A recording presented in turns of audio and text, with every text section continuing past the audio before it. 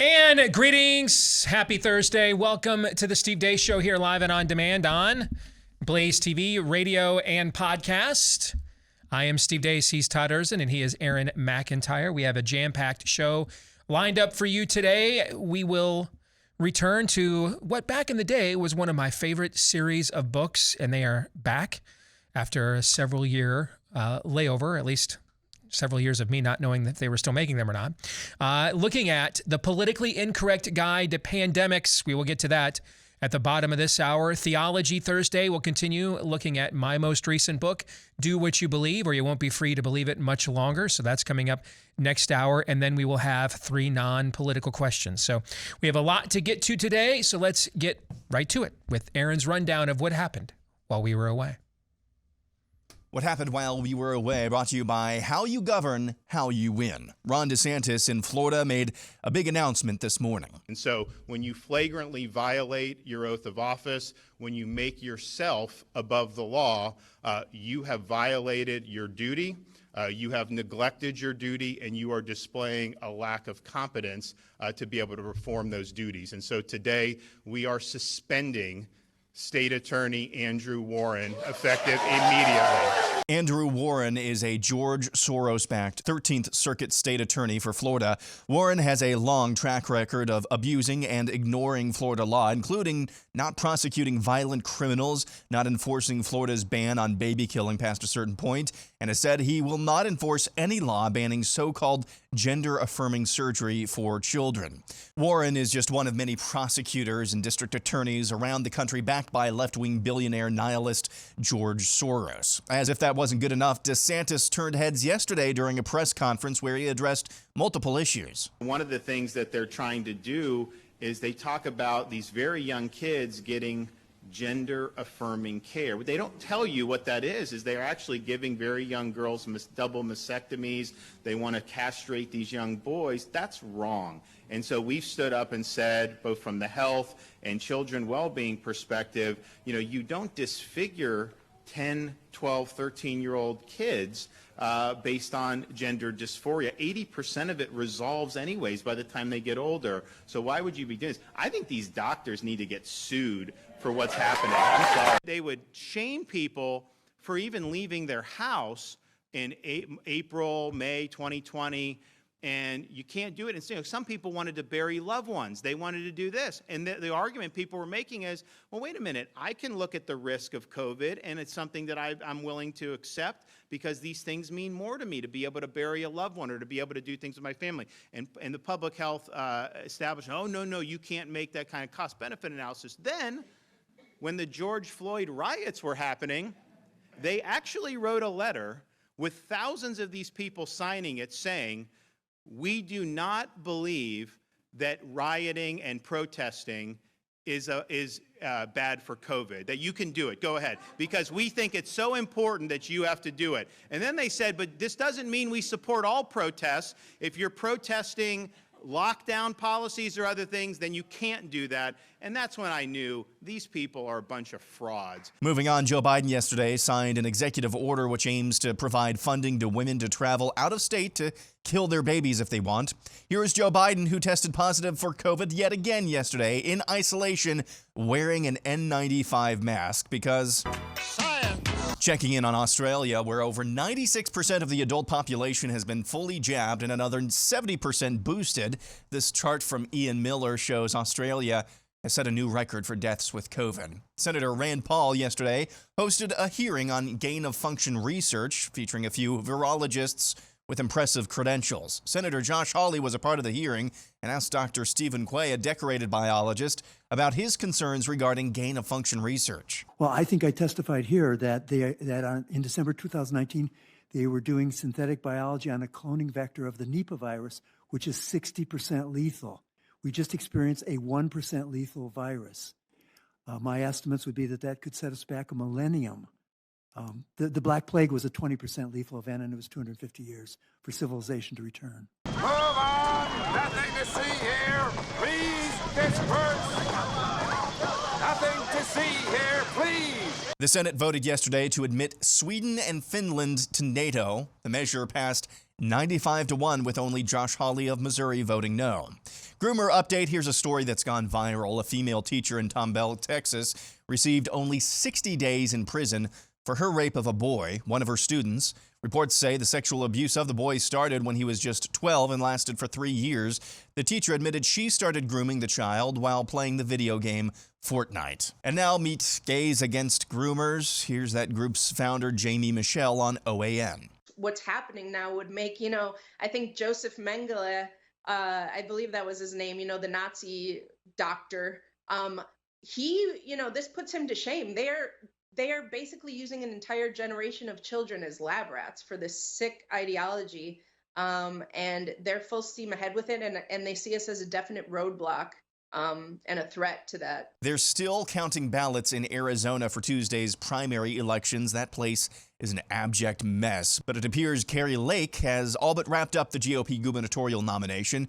She joined Charlie Kirk's show to discuss the moment we're living in the United States. I am all about bringing this party together. We are in a culture war right now. Yes. Our children are in the crosshairs of the left, and we will not let them take our babies. They're not going to take our children's minds and poison our future. And so we're going to do big things for Arizona. I want to bring people together today and every day moving forward. And finally, this from the Babylon Bee. My name is Chris Smitherson, and I'm unvaccinated. Ever since Omicron hit, I've just felt so alone. I feel so left out since all my vaccinated friends have COVID. Every time I see my vaccinated friends all hanging out inside, wearing masks because they all have COVID, I really start to regret my decision not to get the jab. Sometimes I fake a sneeze just to feel included, but they can tell I'm healthy. And that's what happened while we were away. Aaron's Montage brought to you by our friends over at Keeps. Gentlemen, if you're a little sensitive about your premature hair loss or you're preventative and you're hoping that never happens to you, either way, whether it is preventing hair loss, stimulating hair growth, or just taking better care of your hair, Keeps has you covered. Keeps is how it is spelled. For those of you that went to public school, that's how you spell Keeps. They give you the same doctor-recommended hair loss treatments, but they give you the generic version, so you save a ton of money there. They make it all convenient in that it's all done online. It's discreet, too, so you can keep it on the down low, and they give you a big discount to get you started, half off your first order, when you go to keeps.com/grow. That's KEEPS for keeps.com/grow. Coming up in the overtime today, we are going to discuss Gays Against Groomers. Is this a trustworthy alliance here that could be made? And I'm actually going to make the case that the answer is yes. And here's why. If people are really born this way and it's unchangeable, why would there have to be any grooming?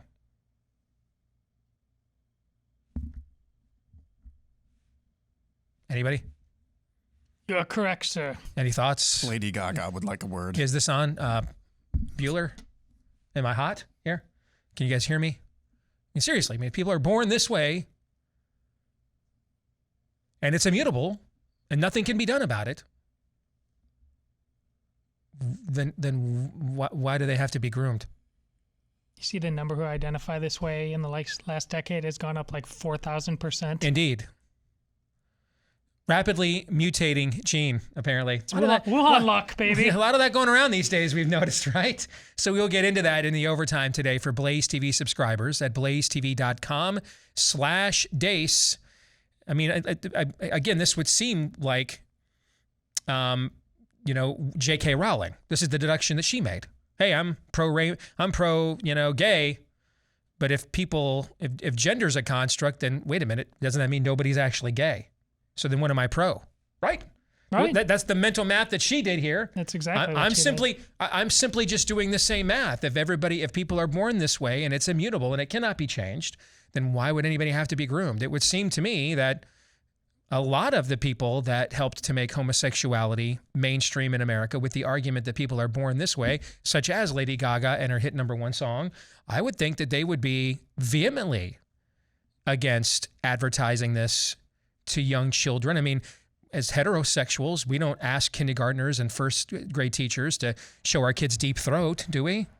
Hey, let's groom them into hetero-ness. We don't do that. No, we don't send them Debbie Does Dallas 14 and say, hey, we start grooming the second graders to be straight. Do we do that? No. To my knowledge, no. But I've been told Obi-Wan Kenobi's gay now. So indeed. So I mean, do you believe your own propaganda or not? We'll get into that in the overtime today. BlazeTV.com/Deace. Again, that is BlazeTV.com/Deace. That's where you can watch it later today. If you're already a Blaze TV subscriber, we will record it right after the show here for you. And that's where you can go, if you're not one, to become one today at BlazeTV.com/Deace. All right, so let us get to a couple of other things to highlight in the montage. I know I told you guys there were two things I wanted to make sure we spent our time on, but I got to take a detour and mention Australia again. Remember, this is their seasonality now. They are south of the equator, so it is winter there. So what is the benign, innocent explanation for why Australia has its highest rate of COVID deaths and COVID hospitalizations ever, right now, despite all the jabbing that's gone on there, all the lockdowns and masking? They followed what Ron DeSantis called Fauciism when he endorsed our book last year, Todd. They followed Fauciism to a T. They followed the playbook all the way. Rounded up the Aborigines and everything. They did it all, man. They did it all. And now they're sitting with their worst COVID outbreak that they've had as a nation ever. What is the benign, innocent explanation for this? Spoiler alert, there's not one. There isn't one. There's just a series of not benign and uninnocent explanations that take you anywhere from, it was just a terrible strategy, and this clearly proves that it failed, don't ever do it again, to it's working and it's all part of the plan. But those are the only two explanations. There is no other one. There is no other one. They either wrecked their natural immunity by locking down, so they had so little levels of natural immunity within the culture, and then by the time they opened everything back up, they got strains that we can't vaccinate against anymore, and so they're vaccinating against strains that do not exist and are extinct, and so there's no efficacy on top of a lack of natural immunity. In other words, they followed a plan that was a complete failure stem to stern. That's your best case scenario if you're in Australia, is that your entire body politic are morons, idiots. The greatest mismanagement of a crisis in your nation's history. And we do get emails from people in Australia, so I know a few of you are listening. That is your best case scenario. The other case, it's all part of the plan. That's the other case, the depopulation plan. So this is working swimmingly. Speaking of countries that actually did not follow the protocol, we put Sweden in NATO yesterday. So we know where Sweden is now. I mean, I was reliably informed by everyone smart in 2020. Sweden, wrecked them, barely knew them. Don't know what a Sweden is. Never heard of it. Never heard of the place. Never seen it on a map. No such country as Sweden. What are you talking about? Sweden? What is this? What fresh hell is this place? What is this place? Dolph Lundgren was born in Montana. Who knows what the hell a Sweden is, right? 2020, no one knew what a Sweden was. Apparently, they just disappeared for a year. I know what happened. They were invaded by Vladimir Putin in 2020 with their badass resistance military. They broke free, and we have honored them for that accomplishment by bestowing upon them the designation of NATO member. Is that what happened here? How do you explain the sudden disappearance and then radical reappearance of a nation of over 11 million people? How is this possible? Science! That's what it is. I got it. Is that the answer nowadays? Yeah, Science is the answer to everything. It was science. Science made Sweden disappear. It's gone. And now suddenly, Sweden is back. And it didn't even have to get sawed in half, folks. How you like them apples? That's the next show in Vegas. It's called Sweden. They make a whole country disappear. Chris Angel makes the whole country disappear. And then there's pyrotechnics and whammo. Sweden's back. Don't panic. It didn't go anywhere. We didn't hurt anybody. And a good magician never reveals their tricks. Let's get to the two things I did tell you that we wanted to address on the show today. Let's start with Rand Paul's hearing yesterday. In reality, and you might stop a few bad judicial appointments. What Rand Paul is doing, and the fact you might stop a few bad judicial appointments, is really the only reason to vote for your Republican congressman or senator to be in a majority this year. That's really the only reason. I mean, many of you are going to vote for other reasons. You're pissed about gas price inflation. They're not going to do anything about that. Nothing. Spending, tax, nothing. No. But really, if you're not just throwing a tantrum, which I respect, frankly, but if you want to be intellectually honest with yourself, the only reasonable thing you can expect that will produce good fruit from giving Republicans majorities in Congress this fall will be the possibility of stopping a few bad judicial appointments. And I'm not saying that's not insignificant. And what Rand Paul is doing right now.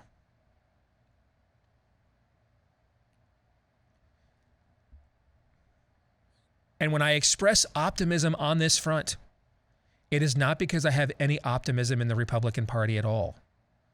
This was the whole argument we had about Andrew Cuomo last year. When I was trying to convince you guys he was gone, not because I still believed in justice, but because I don't. Right?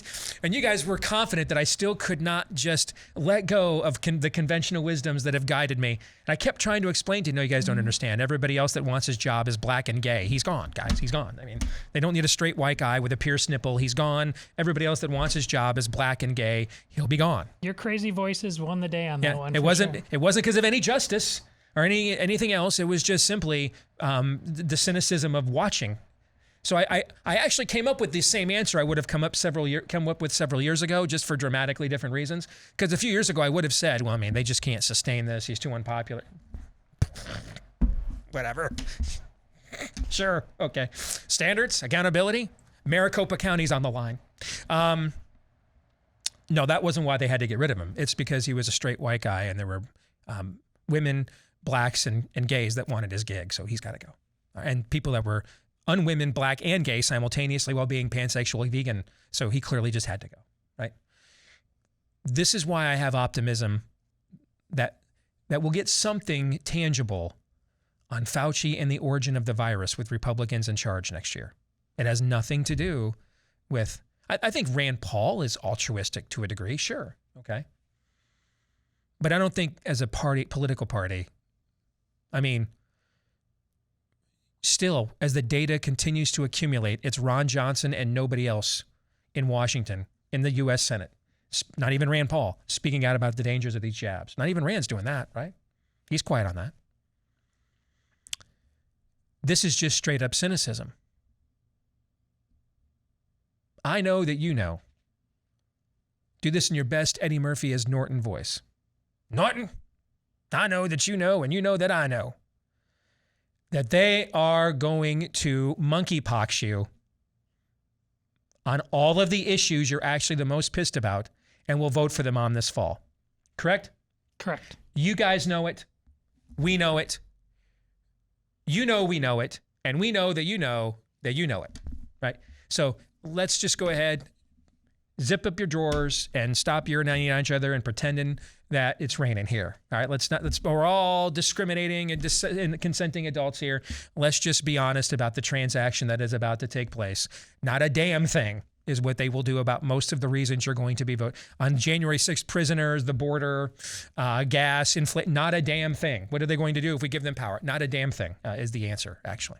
Vote GOP, first Tuesday in November. Not a damn thing. But they also know that there's all this, pardon me, conservative media.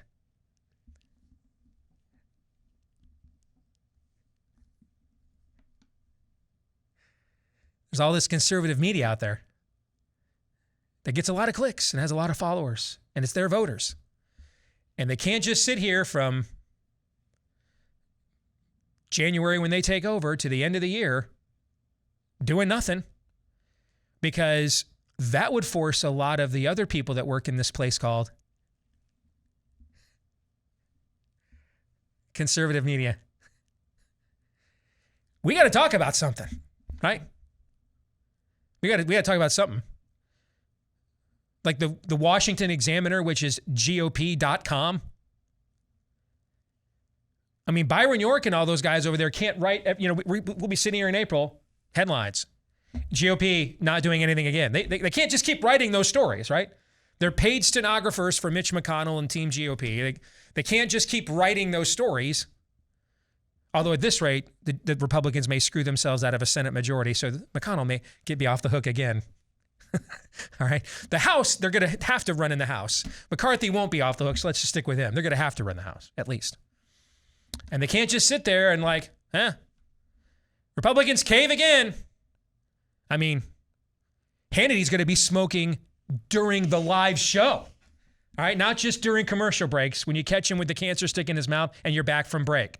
Like Hannity's going to be like, all right, where's Kathy Barnett? I mean, they got to give him something. They have to throw something out there for their shills to talk about. They have to give them something. Something. And they'll give him the 80-year-old guy who's basically turned himself into a partisan. He's Anthony Fauci's basically a construct of the Democratic Party, self-induced at this point. He's 80 on his way out. Everybody knows it. Cockroaches are more popular with the Republican base. More popular with the Republican base than Anthony Fauci is. So that's who they're going to throw overboard. Now, they won't give us the hanging that we deserve, but they will give us something to keep us occupied, to patronize us. They'll give us something. Give the little people, give them their Fauci idol and let them stick pins in it for a while and curse it. We'll be over here cutting our K Street deals and you guys can talk about that. And that gave Hannity something to lie about, with Lindsey Graham, that we're getting to the bottom of it. That's what they're going to do. But there will be some value in it because we're already learning things based on what Rand Paul's hearing showed yesterday that we didn't even know, right? And that will be what you will get. That will be your reward for voting GOP.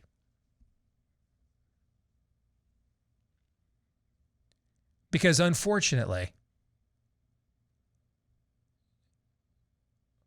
Ron DeSantis isn't the Speaker of the House, isn't going to be Senate Majority Leader, isn't going to be President. For a second, let me just pause for just a second.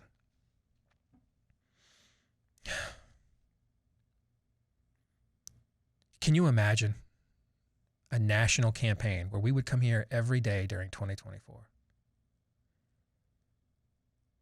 And literally, it's just fire up the 1812 overture. It's like Missile Command when we were kids, on the Atari, and all the missiles are coming down and you're like moving, trying to, blow them all up. And it's just Moabs and mushroom clouds and haymakers. And we're not tweeting drain the swamp or press releasing it. We're doing it. We're actually firing people, not making Chris Wray, Antifa's just an idea, my FBI director. We're actually not just tweeting war. We're not just press releasing war. We're like waging it, and the body count accumulates. And then some days when you want to update your soundtrack, you go to Metallica's Kill 'Em All, and it's just glorious to watch. And just every day watching Kamala Harris or Pete Buttigieg, whoever the Democrat nominee is in 2024, just watching them just get absolutely torched on a daily basis. And by like Labor Day, you're like screaming at Ron DeSantis as your nominee, please, Hammer, don't hurt him. Who am I kidding? Hit him again! Hit him again! Can you only imagine what that would be like every day in a national campaign. Pardon me. Grandma.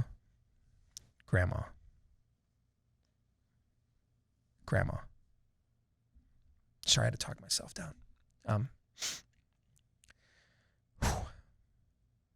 Instead, we'll get that about every 5th day, which will still be better than nothing. And the other 4 days will be, count my followers. I've been besmirched. I am offended. He said something mean about me. And here's my running mate, Elise Stefanik. Gentlemen, your thoughts? He's Captain America, man. I mean, that scene, I can't remember specifically which movie it is, but when the general played by the now departed William Hurt is talking about what a problem Captain America is, and he says, I'm not asking for forgiveness and I'm all done asking for permission or something like that. He's just Captain America. I mean, my goodness, he should be walking out on his with the shield these days because he's worthy. That's it. And to be worthy, what does that require? Steve's making that point in a different way. It's not just words. It's not just memos. Being a man is not a leisure pursuit. This guy goes to war daily on the behalf of everybody. Everybody. Those of you, that's right. Us, who are just ungrateful, living the lives we live here, and ungrateful in that we aren't willing to do our part as citizens. He's winning wins for you that you can't possibly comprehend. And that's a problem, because you need to comprehend them, because that's the whole point of this thing called the United States. You're not serfs. You're not vassals. He's trying to wake you up. And if he does, that's the revolution. That's the victory. If you wake up and join him, game over. It's Captain America going into in the very first movie when he walks into wherever they were by himself and a couple of other dudes like, this seems cool. Let's do this. And he comes back with everybody and everything changes. That's the thing. Down in Florida, everything is changing. It's real. It's not a mirage. You just have to decide what side you're on and what time it is. One refrain that Trump also, often invokes in his campaign rallies and rallies around the country is, the reason why they attack me, the reason they hate me, is not really because of me. It's you. Amen.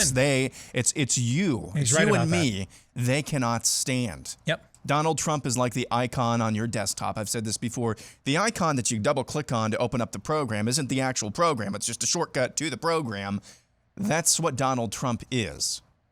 My fear is, guys, whether it's the Fauci gain of function, getting to the bottom of the origin of coronavirus, the truth is so bad, the system will not allow actually looking into this. It's that Vanity Fair article from last year. That Vanity Fair article talking about the early days of the pandemic and looking into the origins of the virus. And there were multiple sources saying, that's a can of worms you don't want to open up. My fear is this as well. When you have a disciplined version of Donald Trump, a disciplined, on-message, affirmative action, not that sort of affirmative action, but affirmative acting version of Donald Trump, which is what you have in Ron DeSantis. System going to allow that either? System going to tolerate that either? That's my fear. Well said. We'll come back to Politically Incorrect Guide to Pandemics next. So obviously, the Biden recession is now upon us. And traditionally, when we've had governments debase their currency, their economies, that has been when we've seen ancient commodities like gold and silver shine as hedges against government intrusion on your wealth. And we're seeing that again right now. But maybe you're thinking, I've I've never gotten involved in this before. I'm not really sure how to do it. Contact our friends over at Bullion Max. They'll get you started on their silver starter kit that they'll give to you at employee pricing. They can't give it to you any more inexpensive than that. You'll get it at employee pricing if you just go to bullionmax.com/Steve. And the kit includes 5 of the most desirable silver products to invest in, including the Silver American Eagle and more. Go to bullionmax.com/Steve, bullionmax.com/Steve. The name of the book, The Politically Incorrect Guide to Pandemics. Steven Mosher is the author. He joins us here now on Blaze TV, radio, and podcast. Steven, Steve Deace here. Good to have you with us, brother. How are you? Steve, you have an easy to remember name. I do. Steve Deace. I do. I cannot get your first name wrong either, because you have an easy to remember name for me. So thank you. Let's start with an easy question that will take less time to answer. What exactly have we been told about this in the last 28 months now that was actually true? Oh boy. That's usually the reverse of the question that I get asked. And what did we get wrong is an endless list. I wrote an article about Fauci's 5 fatal errors. I could have put down 10 or 15, Steve. It would have been easy. What we got right is nothing. We got the origin wrong. We got the release wrong. We followed China down the primrose path of lockdowns. We locked down ourselves. We got the school closing wrong. I can't think of anything we got right. We should have treated this like an ordinary airborne respiratory virus, which we call the flu. We should have treated this like a serious flu season. Instead, we did everything wrong. The only country that did everything right was Sweden, curiously enough. And Sweden was just hammered by the EU bureaucrats. They were hammered by the Germans and the French and the Brits, who all said the Swedes are all going to die because they didn't. What they did was they protected the vulnerable and the immune compromised and let everybody else get on with their business. They kept the schools open. They didn't do social distancing. They didn't do masking. And guess what? They have among the lowest infection and death rates in all of Europe. And why did they do it that way? Because the head of the public health service there refused to be stampeded, refused to follow China down the primrose path into lockdowns, and simply said, I'm going to follow the protocol for a highly infectious airborne respiratory disease that has been laid out for decades, and he did it, and he did the right thing.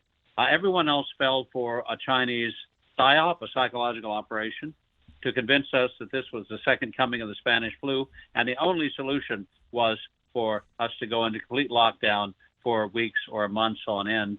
They sold that idea to Dr. Anthony Fauci and Dr. Deborah Birx, who in turn sold that idea to the president. And we've all been living through pandemic hell for the last 2.5 years as a result.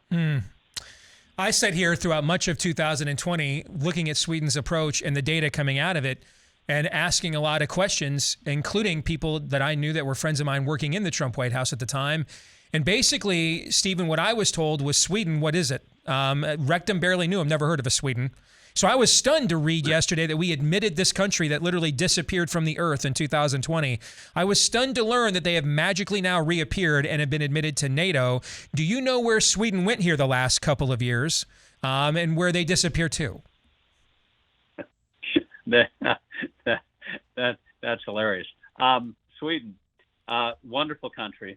I've been to 60 countries around the world, never been to Sweden, but it's certainly at the top of my list right now because I want to personally congratulate the Swedes on handling this thing correctly. We had a wonderful study in late 2020 out of the Swedish Health Service, and this was brilliant because it compared Sweden and Finland.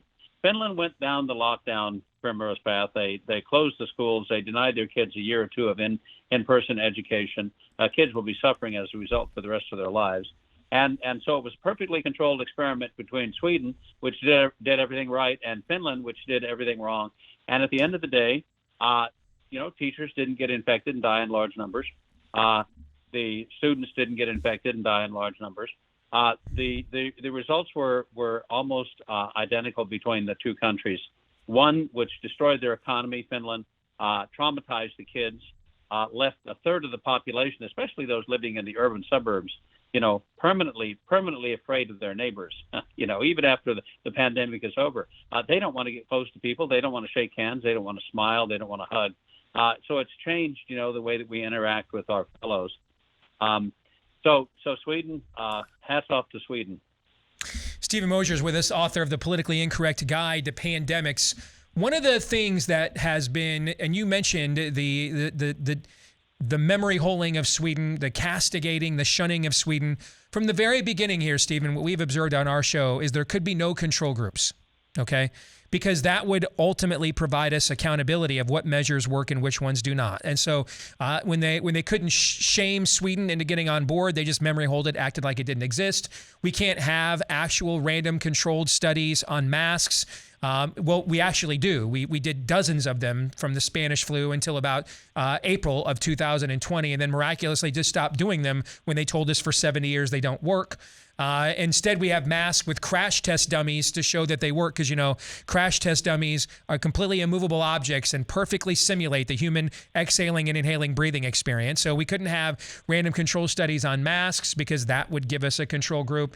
And now, of course, everybody, whether they had natural immunity or not, we had to abandon the precepts of a traditional vaccination program, which is first we figure out who's got antibodies and has natural immunity so we can then get to herd immunity faster by vaccinating those who don't have those. We abandoned that entire premise.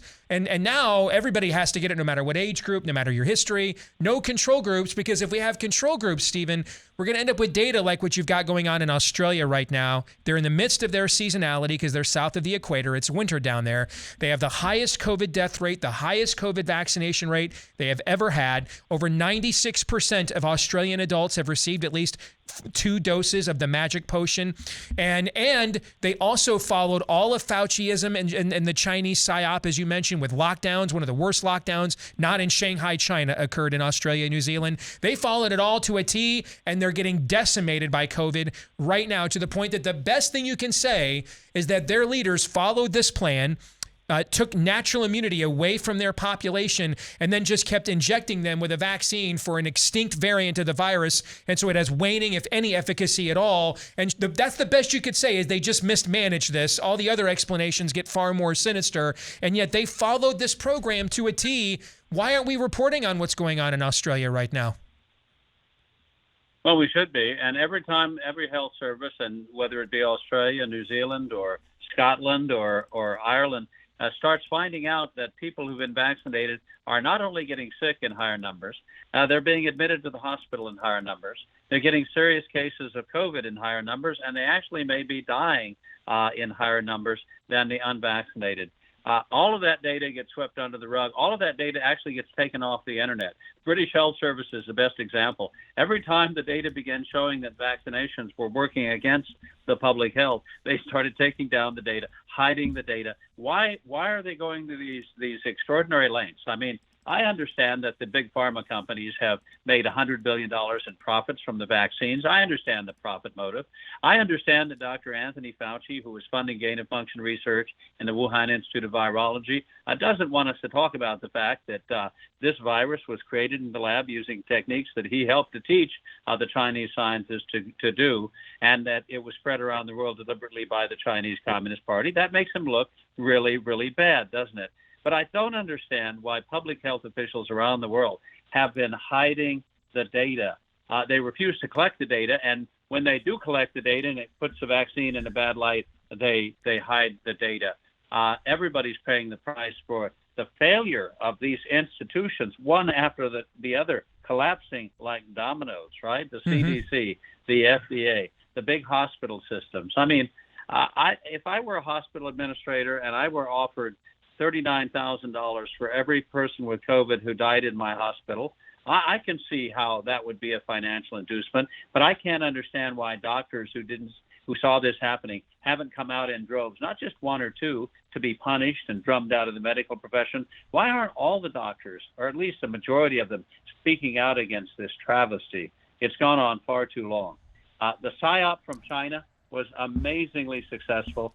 They first hid the virus, right, until it became an epidemic in China. Then they spread it around the world deliberately by allowing plane loads of human disease vectors to go to Milan, Italy, Madrid, Spain, and places like, Sydney, Australia, and New York City and Los Angeles.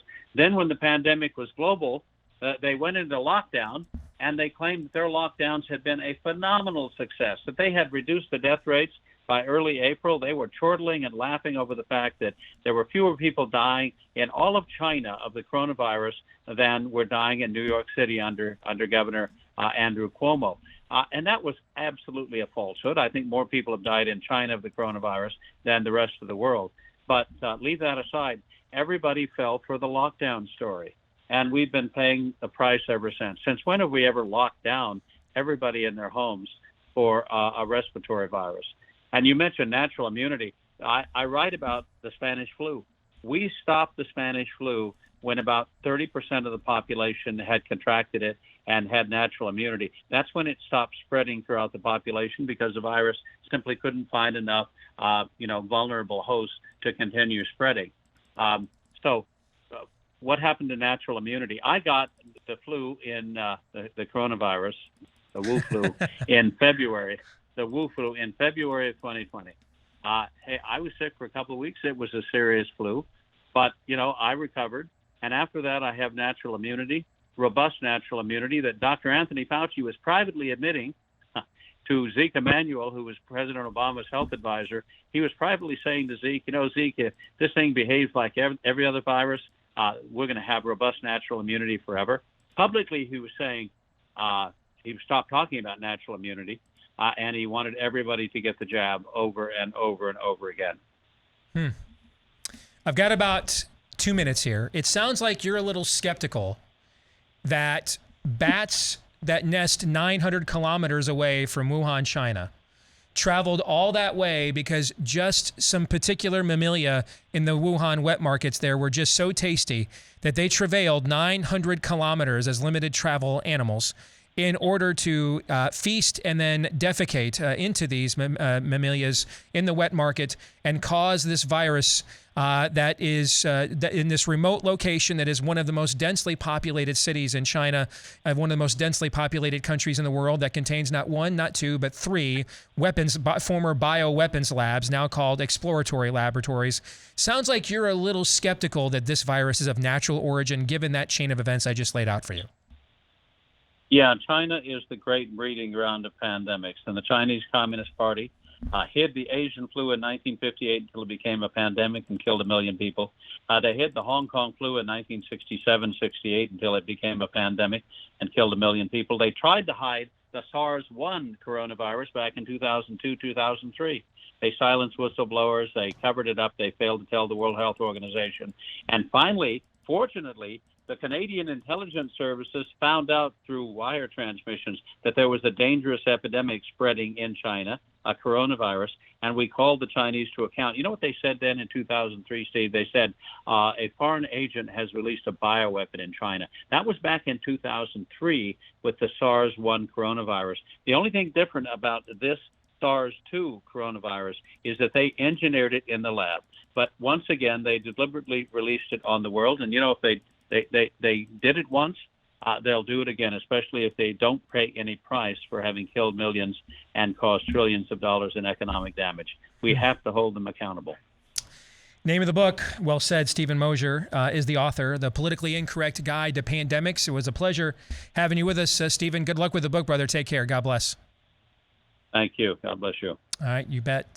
This portion of the show brought to you by our friends over at Public SQ. Americans are discovering that if we want to change the country, we got to change the way the marketplace works, try to create alternative or parallel economies as best we can, use our money to fund businesses that can offer just as good of a product without using that product to then, and those profits that we give them for that product, to then turn around and try to destroy our values with them. And that's where Public SQ comes in. It stands for Public Square.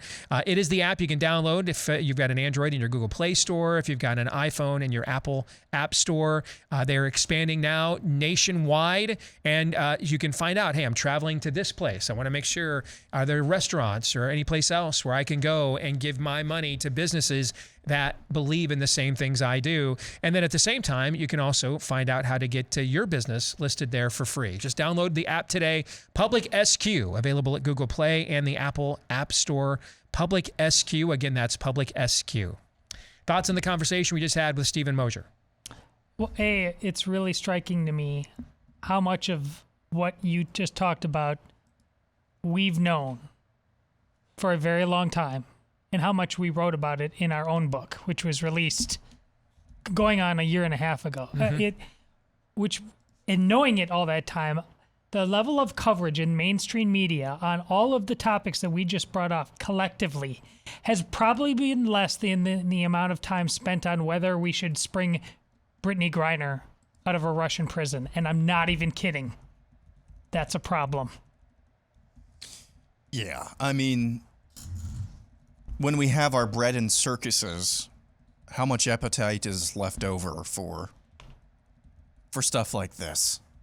Answer, as we've shown, not talking about our base and people who tend to agree with folks like us who are listening right now, but outside of that, Wuhan, I barely know him. There's no real, it's not even top of mind, I don't think. I think it's maybe a curiosity if it even enters the mainstream at all.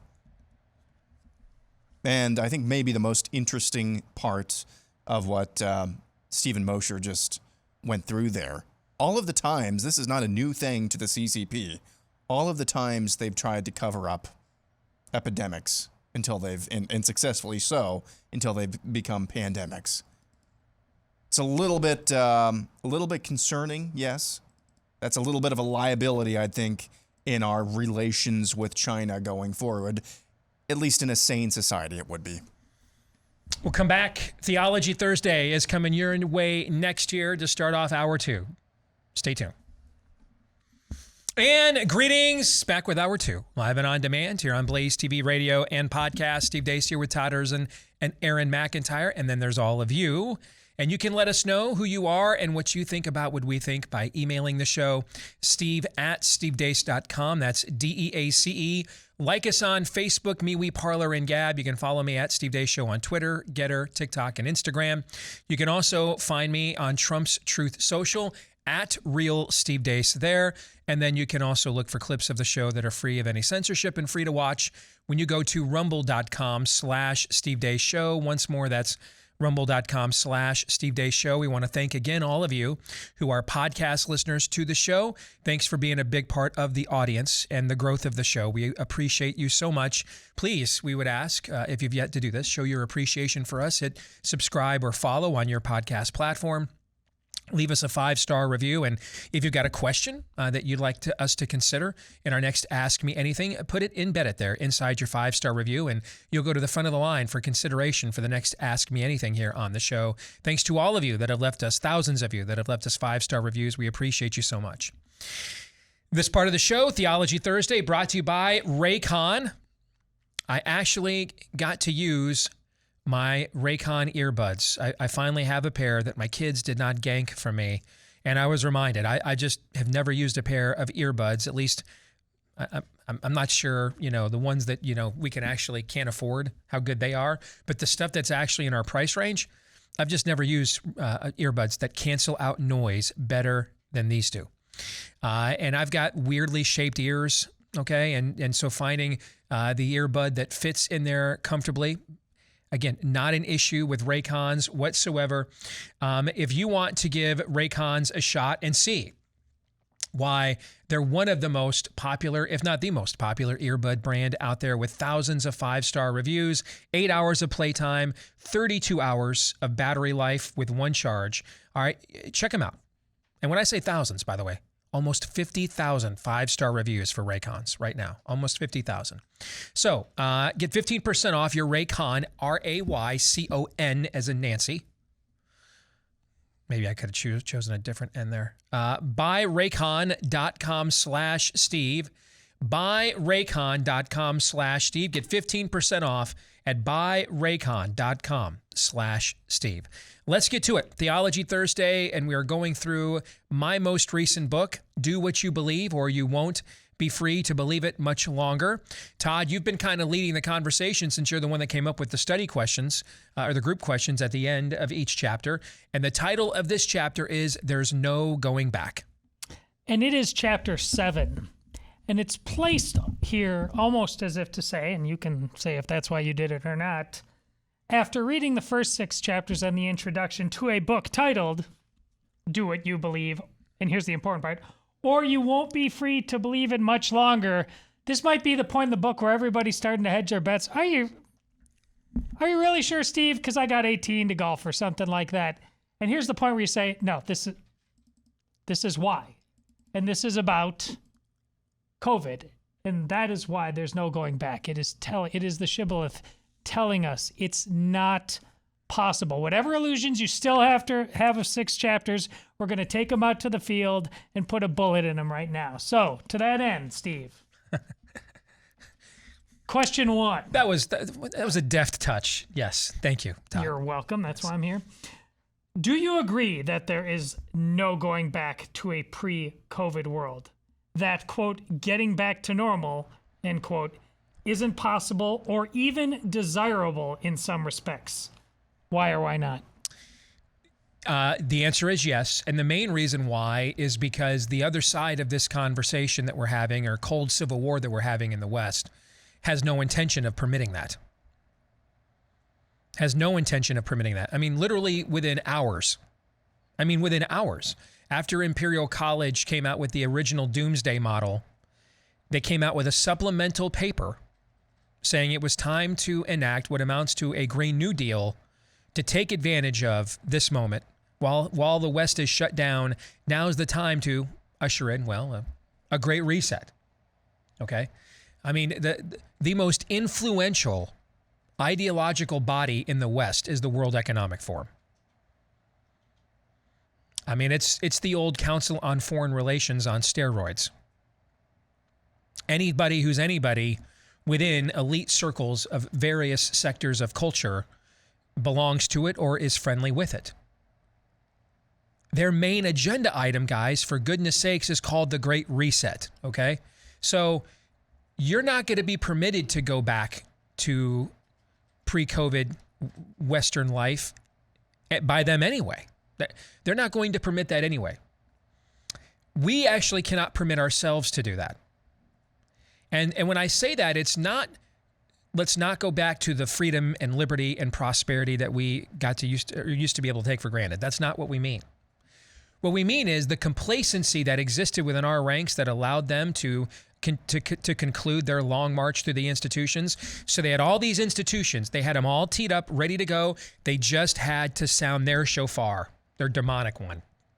They just had to flip a switch, and then suddenly every institution just instantly got into line. So you agree with my assertion that normal is what got us here? Yes. The normal of believing we could take for granted that freedom, that liberty and prosperity and convenience, and that ours would somehow not be a generation that would be tasked with preserving it and passing it on as every previous generation was given that task. And we had a reminder of this on 9/11. We had a reminder of this on 9/11 that there are elements in the world, in this fallen world, that hate the idea of human flourishing like that. Hate it. Detest it. The problem was, our response to it was, let's get, everybody keep, shopping at Walmart, your big box stores, and we'll do this like video game war, and there won't be like an actual mobilized effort. Isn't it amazing in hindsight, especially since COVID happened, how non-galvanizing Correct. 9/11 was? What a great term. That's really the perfect term, non-galvanizing. It did nothing. It did nothing in the end. And it's because our leaders basically said, we'll handle it. You guys live your lives. Otherwise, the terrorists will win. Okay? So the idea of anything that would galvanize us into a long-term conflict, I would like to think it was just, insufferable incompetence and laziness. On second thought, if they had galvanized us into that kind of an enterprise, probably about 3 or 4 months into, subduing Afghanistan, we all would have been asking questions like, well, what are we still doing here? What's the point of this? Like when's VA Day? Victory over Afghanistan Day? When's the parade? You know what I'm saying? We just stay here forever? When's VI Day? Victory over Iraq? Or VS, victory over Saddam? What are we doing? You see, if we were all involved in this, down to the molecular, granular, town-to-town level of, like what you saw, for example, in World War II, we would then be invested in getting to an outcome collectively. Right. The idea that they could just have a perpetual warfare out here, a perpetual war machine, just, calling up the National Guards. We're not even drafting people, right? It's already people that are already enlisted. They made that as interrupting of a war as they possibly could. And at the time we thought, thank you for doing that so we can go out and live our lives. And in hindsight now, don't you think they probably did that so that we would not hold them accountable, that we would not ask questions, we would not be involved, we would not be wondering what the objective is here, what are we doing here? We would just, since it was out of sight, out of mind, cut the checks to the defense contractors and the Pentagon, and we just keep doing this thing and circling the strain for EVs, right? No questions asked, okay? So our generation does not have a galvanizing moment. It does not have one. And on the other side of this cultural debate, they've been looking for a galvanizing moment. They've been prepping for it. And COVID arrives, hit the switch. And every institution just goes right in line. So they won't let us go back to normal because they want to destroy that normal.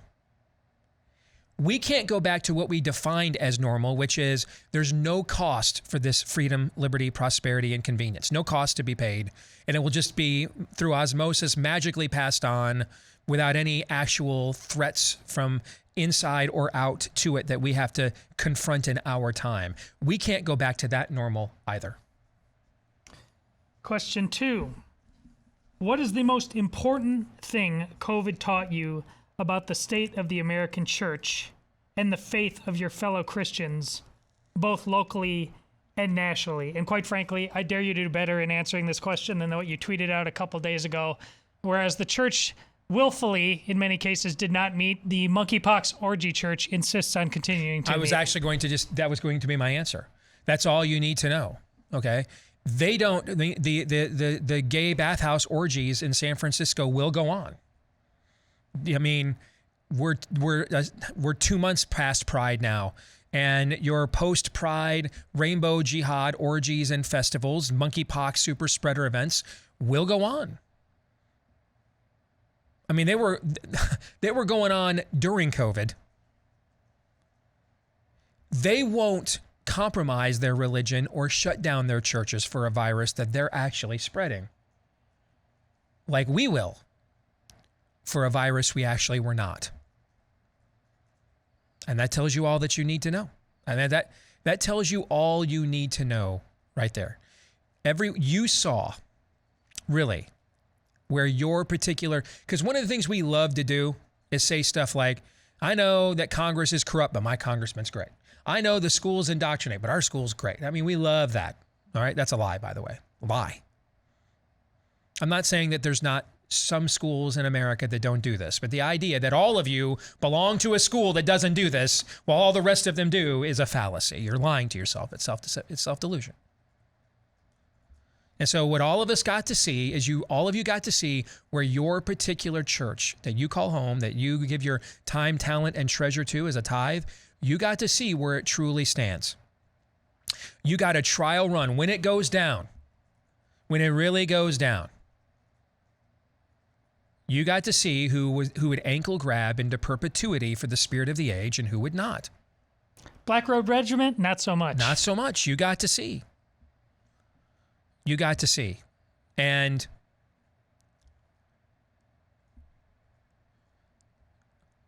that's one of the things about the church that I go to. Would I wish it was more strident on this or tougher on that? Yeah, but here's what I can also tell you though. When a lot of you around the country were sending me emails months into this thing, spiritually just dying inside without your church body, sending me emails and notes about my recovery group, my brother's recovery group, my friend's recovery group at the church doesn't meet anymore. They're back on drugs or they committed suicide with their addiction, right? When that toll that was taken in 2020, our church aggressively sought to reopen. Because to me, that's your ultimate litmus test of where your ministry stands. They showed you. in the end, you know a tree by its fruit. You cannot serve two masters. And if your church was not looking to aggressively push getting back into meeting, they showed you in the end who their true master is, no matter how many Bible verses they quote, or how much and how slamming the praise team is. Question 3. Have you been personally attacked yet in the name of the spirit of the age? If so, how did you respond? If not, why do you think that is? Are you smart? Are you lucky? Or perhaps has your witness against lies, propaganda, and blasphemy not been strong enough to worry about attacking? I like this question because of the timing of it. I had a conversation with a buddy of mine who's very tied in, not Mark Meckler, the guy who runs it, but somebody else who's very tied in with the leadership at the Convention of States yesterday. And he was telling me suddenly, it's like we didn't exist for years. And now there's all these hit pieces out there. And he listed off several other corporate left-wing legacy media that are working on hit pieces against them. You know what my reaction to him was when he told me this? Congratulations. You have arrived. You are over the target. Use it to your advantage. You should be branding off of that, right? Yeah. Because and I said this to him, I said, what's the key criticism of the Convention of States from some of our own people is, well, the other side will like hijack it. They've hijacked everything else. They have nothing literally left to hijack, right? Okay, but that argument notwithstanding, one sure way to push back against it is to say, if they wanted to hijack this thing, why are they trying to destroy us? If they didn't think this thing could be used as a weapon to undo all the damage they have wrought for decades, they would just be quiet and let us get this thing passed and then show up to hijack it. Why are they trying to kill us now before we reach critical mass, right? Okay, but that goes to your point. I don't think you can be a Christian in this age and not be personally attacked. I was just going to say that. Personally, not generically as a Christian. Personally, yes. What are you doing? I agree. If you've lost nothing, your Lord lost his life for you. Gave up his life willingly for you. And not just in any fashion, man. In arguably the worst form of torture leading to capital punishment that's ever been devised in the history of humanity. It is certainly on the list. He endured that for you.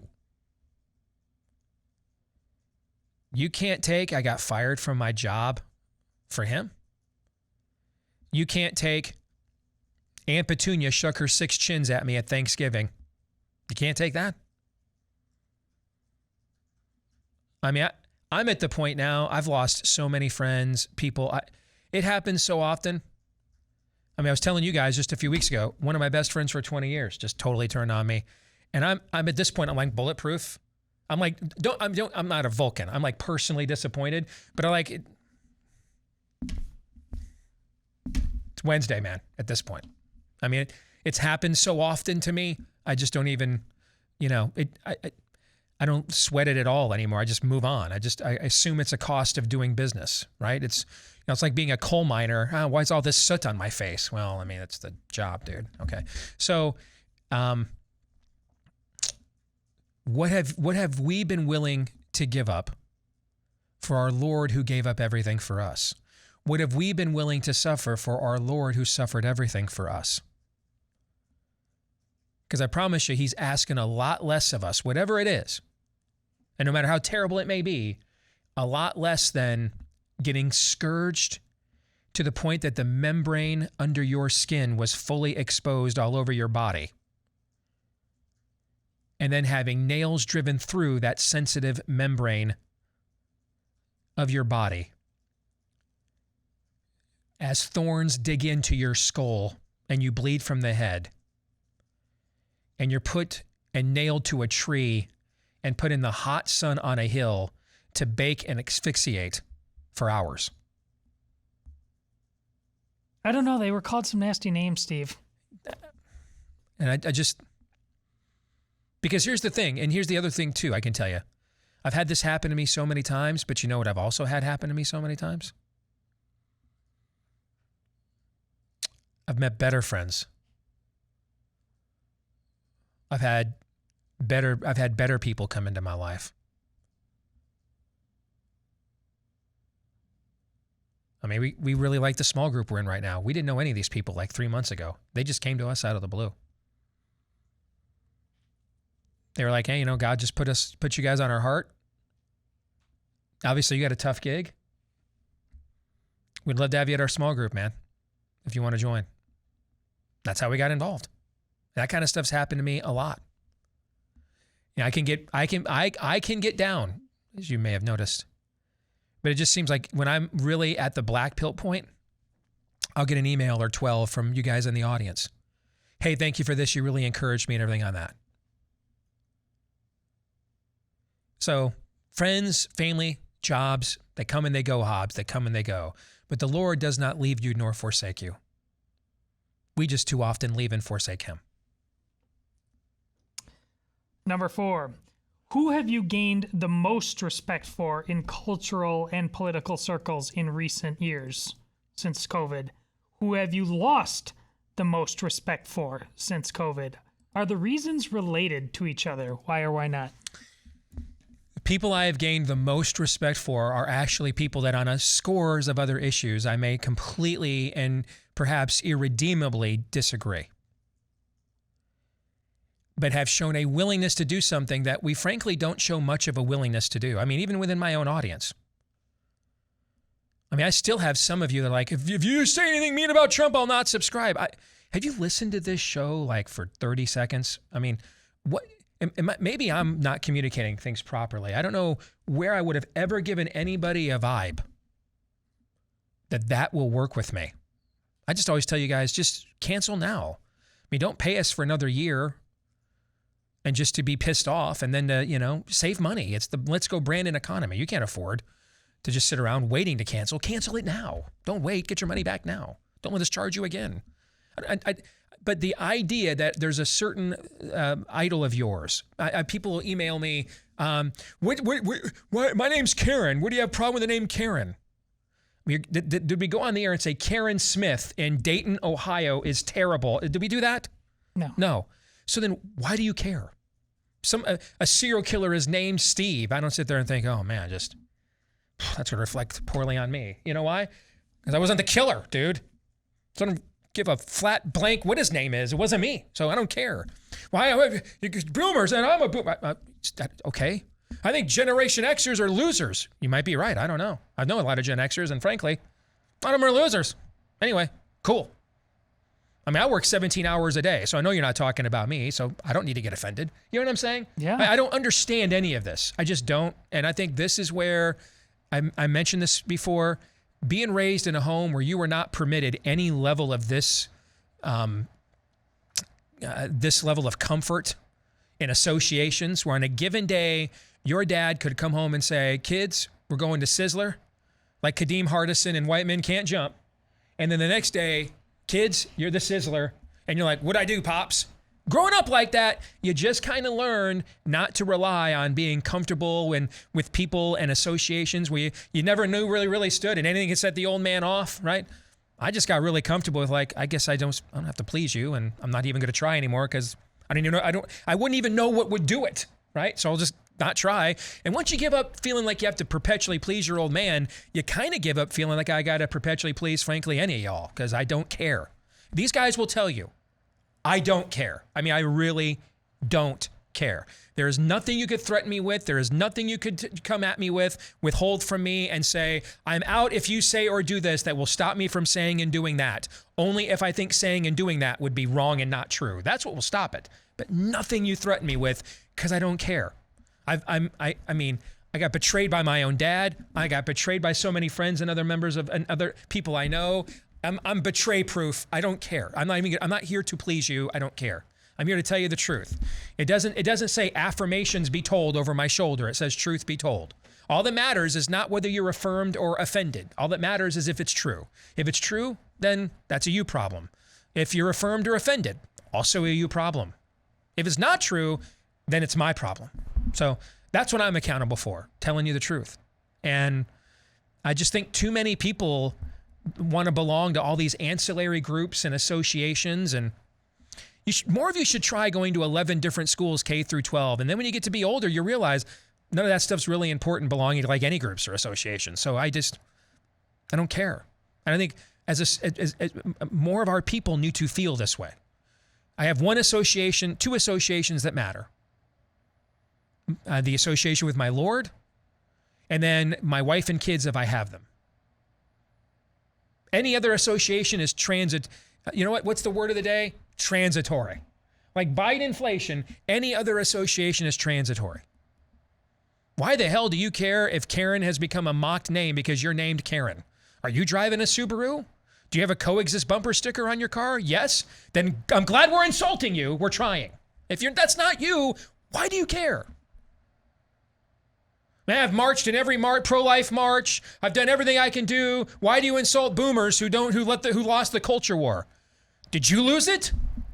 Like, didn't you just tell me you're out there fighting it? Then why are you offended? If you didn't lose it, why are you offended? Like, I don't care. Why would you? None of that matters, man. And there's way too many people on our own side that still get worked up about that stuff. You've got no chance at all up against what we're up against if you need petted on that level. Like none. I promise you don't. No shot. Because they are only driven by associations like this. And cultically, you'll never identity politic them more. You'll never cult them more. You can't beat them that way.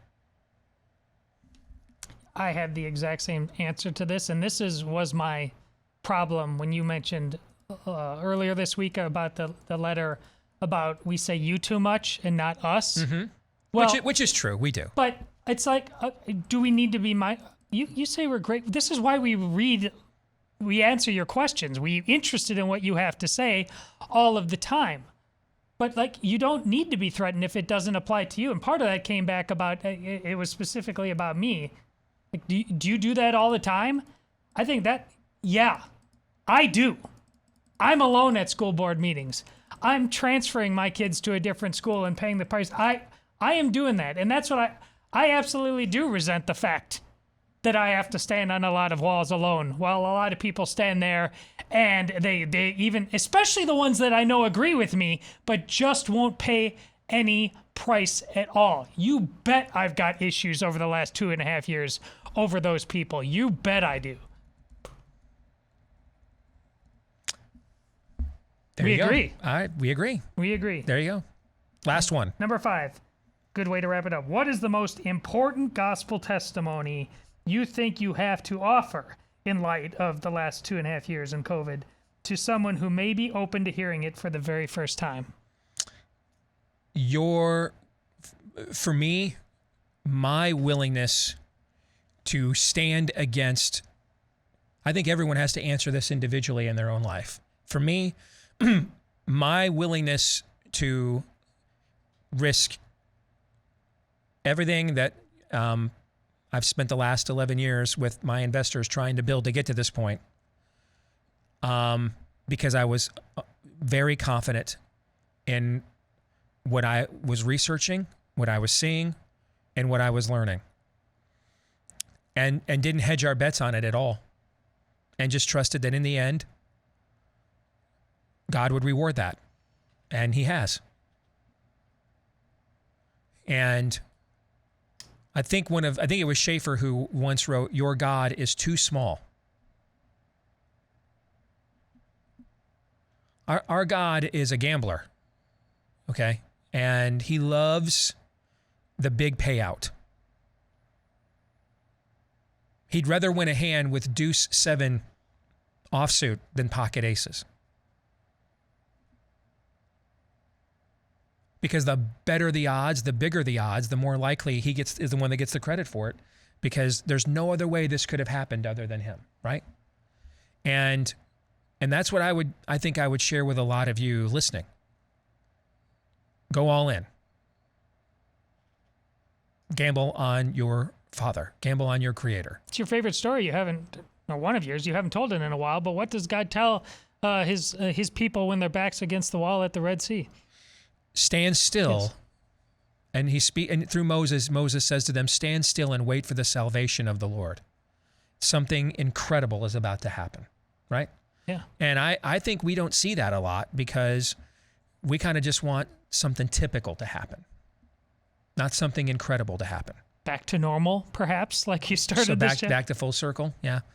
And I think we want too much conventional wisdom and too many things that are typical. And I think God's into things that are incredible. Like just at the moment, it seemed like it could never happen. And we'd be with this for the rest of our lives. Bang, we just woke up, Roe versus Wade was gone. Just gone. And frankly, several justices who had betrayed us on far easier things, far easier and more politically expedient things to hold the line on.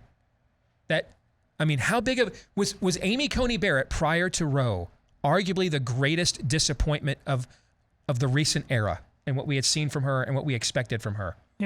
She certainly would be on the list. It was absolutely trending in that direction. And then suddenly, bam, Roe v. Wade gone. That's a God thing, man. Gamble on God more. Go all in, put all your chips in more. Do that more. He likes to pay out. So I just saw that mortgage rates are now under 5% again for the first time since April. I mean, this is nuts. I mean, these rates are all over the place. A ton of uncertainty going on in the market right now. Folks, that is why it is more important than ever. If you have to get into the real estate market or you've realized I need to stop subsidizing this communist state I live in and get the hell out, whichever the case may be, make sure you've got a real estate agent you can trust to help you navigate this process stem to stern. It's not an automatic to come by. And even with a great agent, and ours was so great that I've recommended him to people like Aaron and other people I care about, and I've done other business with him on the side over the years. That's how good he was for us. It was still a stressful process, though, right? I mean, we're not saying real estate agents who make it easy. That's not the name of the site, is it? Is that the name? No, It's Real Estate Agents I Trust. It is a stressful process. And that's why you want to make sure you can have somebody that you can trust to get you all the way to the finish line. Check out the website. We've got thousands of real estate agents waiting in line to be verified, to be included in the database there at realestateagentsitrust.com. Again, that's realestateagentsitrust.com. It's time for 3 non-political questions. We all have questions. Who am I? Why am I here? Where am I going? Who am I? A search and a question of identity. Why am I here? A question of meaning and purpose. Where am I going? Question of destiny. Some better than others. What sort of morality or proto-morality would you expect to find in a chimpanzee troop? Injecting some levity into the demise of Western civilization. It's 3 questions on the Steve Deace Show. 3 non-political questions, hopefully with the intent and execution of getting our minds off the decline and fall of Western civ for just a few moments. We begin with question number 1.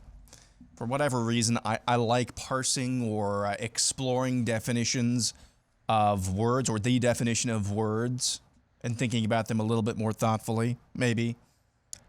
This first one. You're a hot time on a Saturday night, brother. You know it. Question number 1. Is arrogance ever a good thing? Is it possible to have a healthy arrogance? And most definitions of the word arrogance or arrogant is an outsized view of one's status or ability. Then I would say no. If we're going with that definition, then I would say no. Because if you just tie it back to what I was just saying in the last segment, put more money on your God. Put more money on your Heavenly Father. Gamble more on Him. That is a display of confidence in Him and His capabilities and not my own, right? Right. So, I mean, if you're an atheist or if you worship a false god, you may think that would come across as arrogance, right? Right. But in this case, do I have an outsized view of myself? No, if anything, I've got an outsized view of Someone else, not me, my God, right? So I would then say, if we're going with that definition, then no, there is no healthy amount of that according to that definition of the term. Well, I'm glad you provided it because I wanted to know the definition. And as soon as you said outsized, you were, that I knew I was going to answer the same as Steve. But what this doesn't mean, and this tells nicely what I had my little mini rant last segment, in order to make you feel better, I don't need to put my light under a bushel basket either. Correct. And so it's not outsized to read the room and say no one else is going to do this. I guess I'll do it. You don't get to resent me for that. Like, you'll be called sometimes arrogant, self-righteous because you seek to follow God's will. Yeah. Now, I can be incorrect about what God's will is. I could be imprecise about following it as much as I claim. I could even be hypocritical about trying to follow it at all. All true. Okay? But if I am genuinely trying to follow a being outside of my own will, let me tell you what I cannot be. Cost. Yeah, yes. Let me tell you what I cannot possibly be then. Self-righteously arrogant. I can be a lot of things. And some of them could still be bad. Okay? Particularly if it's the wrong God whose will I'm following. If you're picking up when I'm laying down a law. Okay? But I cannot be self-righteously arrogant while trying to follow the will of a being whose will is outside of my own will. But yet that's often what you will be called. Yes. Yeah. That's kind of what you're alluding to, right? Yeah. Thank you. So I think I saw somewhere this week Rush Limbaugh launched his national show. I think it was 34 years ago. Does that sound right? Yeah, it was the 1st of August, I believe, in 1988, Years ago this week. Yeah. So that's interesting. And I believe the origin of this question, it's just something that stuck out in my mind for a while. I think was something that he mentioned in passing, where to be able to host that show, you do have to be a little bit arrogant. And I got to thinking, are there other vocations or other situations, I guess you could say, where you need to be a little bit arrogant? Let's say you're flying a plane full of passengers. Yep. Through a storm. You need to be arrogant then? No, I don't want arrogance. I don't want someone with an outsized view of themselves. Yeah, well, I want someone with a lot of confidence in their abilities. A brain surgeon. See, confidence. That's the right answer. Yeah. So I think arrogance is, with that definition, and that's the definition you find, I think you can have a high degree of confidence. Sure. And that does come off as arrogant to some people. It can come off like that, yeah. But arrogance is outsized view, no. No, you don't want that in high pressure, high stakes situations. So interesting conversation. Question number 2. If you were stuck in an airport for 24 hours, no way to get out, 24 hours straight, American Airlines says the next flight we can get you out on is in 6 hours. We're not giving you a hotel voucher. I like how we just immediately assumed it was American Airlines. 6 hours later, they cancel that flight as well. Sorry, there's another one going out in 3 hours. You got to wait. That cycle continues for 24 hours straight. You're unable to get away from television screens in the accompanying PA system hooked up to those televisions. Which of these movies or TV shows, well, these are all just TV shows, would you most want to be stuck with nonstop? Okay. You ready for this? Yeah. RuPaul's Drag Race. Oh my gosh. Keeping Up with the Kardashians. Oh my. Or Don Lemon Tonight. Oh my. Oh, It's easy. I don't think I can answer this. I don't think I can answer this. I'm dead serious. Well, I literally think I might choose death. I mean, I had this happen to me in the Houston airport on my way to visit the set for Unplanned a few years ago, and our flight got canceled. I had to spend the night in the Houston airport, and that was when CNN was still on all the screens. And I literally I had to go sleep on the floor of a construction zone in the airport because I would have rather have been in Pyongyang than to hear CNN on every screen in this silent airport all night long. I'm triggered right now by even this option. But Todd, you go first. Well, I think it's easy, but I could be wrong. Tell me I'm wrong, because I've never seen the show. I've seen commercials, but isn't it the Kardashians? Now it's vapid, but unless you have issues therein, it's pretty easy on the eyes. You know, if you could just appreciate God's creation, in a totally healthy dude code way. Isn't that it? But then they're going to talk and ruin the whole thing. All right. Is it worse than what Don Lemon is going to say? I can't. It'll be the same thing that Don Lemon is going to say. Is it the same thing? Now, if you want to make the case it's in a more appealing, no, I don't know because I've never watched the show either. But I'm guessing it's basically the same spirit of the age tripe. If you want to make the case that you would rather hear that come from the booty that broke the internet than from Don Lemon's mortal shell, then maybe we could have a conversation, perhaps. Are they really? It's woke lecturing on the Kardashians? Is it really? I don't know. I'm just guessing there's a better chance there is crossover between Don Lemon's audience and the Keeping Up with the Kardashian audience than there is the Steve Deace audience and Keeping Up with the Kardashian audience. Just going to toss that out there. No pun on the term. Aaron's making toss, us choose. As we discussed on Lemon, Aaron's by the way. making us choose. So I guess, I'll make a choice. And I guess for the reasons you articulated, I would take my chances and literally my life in my own hands with the Kardashians. Because the other two, I see no way out. I mean, the other two are literally, they're shown in hell. Yes. Literally in hell. See, people are watching those two programs right now. It's funny. This is. Was I tricked? Did you trick us? No. It's funny because that's. I feel tricked. That's where I was going to go. That's where I was going to kind of go with this. What is?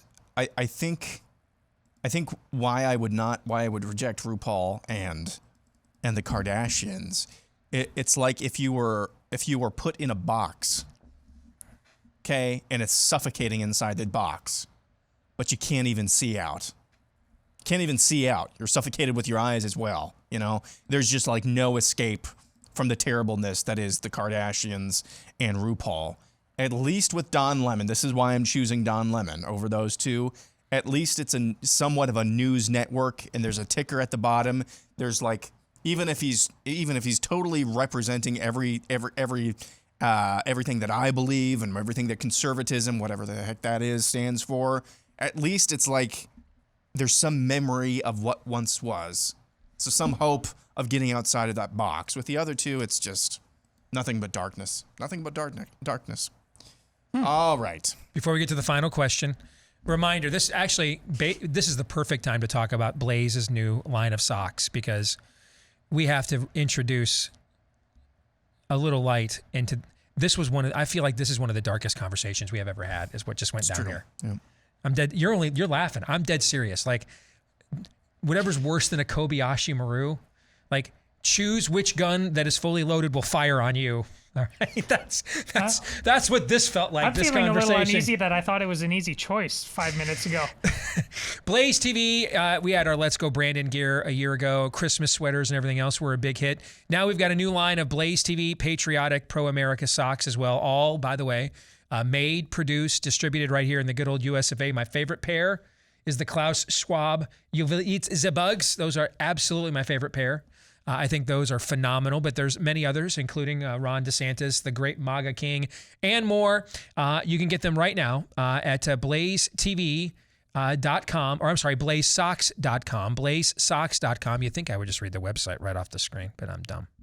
BlazeSocks.com is where you can get these. Use the promo code DACESOCKS, and you will get 20% off your purchase. DEACE, promo code DACESOCKS, and get 20% off your purchase when you go to BlazeSocks.com. These are good quality socks, too. They don't just look cool. They're good quality socks as well. Final question. This is a two-parter. One, so in honor of tonight is the Hall of Fame game. It's the most wonderful time of the year, America's long national nightmare. Finally over. We have some football, even though it's dreck for 55 minutes of the game. What's your forecast for your favorite NFL team? And if you were putting money on betting their win totals, would you take the over or under? Detroit is 6.5, Green Bay is 11, and Kansas City is 10.5. I'll start, I guess. The forecast I have is I am very concerned they are going to win more games this year than they should. And never changed. It would just be the most Detroit Lions thing ever to win 7 or 8 games, screw yourself out of getting C.J. Stroud or Bryce Young in the next draft, pick like 12th, okay? And then you're left with, we continue with the Jared Goff experience, or, do you hope that maybe you draft the next Pat Mahomes, because he was picked like 12th, right? By Kansas City, 13th, somewhere there? Yeah, 12th, 13th. So, and that's about where Deshaun Watson was picked, although you hope you don't want to terrorize the local, physical therapy community there in the greater Detroit area by, getting someone of similar proclivities. But you know what I'm saying. It's just the lower you draft, the lower the likelihood you'll hit on a franchise quarterback. That's just the reality. And so that's my fear, But here's the other thing, though. If I had to bet, I would bet under the 6.5, and here's why.